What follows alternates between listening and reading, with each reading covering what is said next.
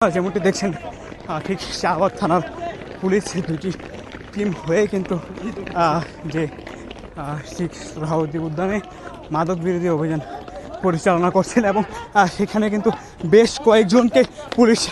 কিন্তু তাদেরকে ধরেছেন এবং তাদেরকে লাঠির চার্জ কিন্তু করছেন।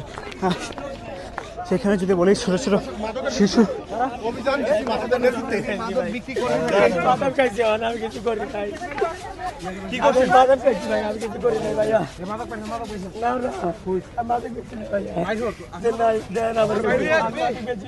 কোন জায়গায়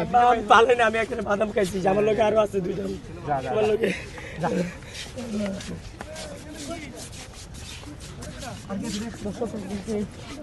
ছাড়া হলো এবং অপর আরেকজনকে সার্চ করা হচ্ছে, কারণ এখানে তথ্য রয়েছে যে ছোট ছোট বয়সী অল্প শিশুরা তারাই আসলে এই মাদক বিক্রি করে থাকে এবং তার কাছে একাধিক ছোট কেচি পাওয়া গিয়েছে এবং গ্যাস লাইট পাওয়া গিয়েছে, 3-4টি কেচি পাওয়া গিয়েছে।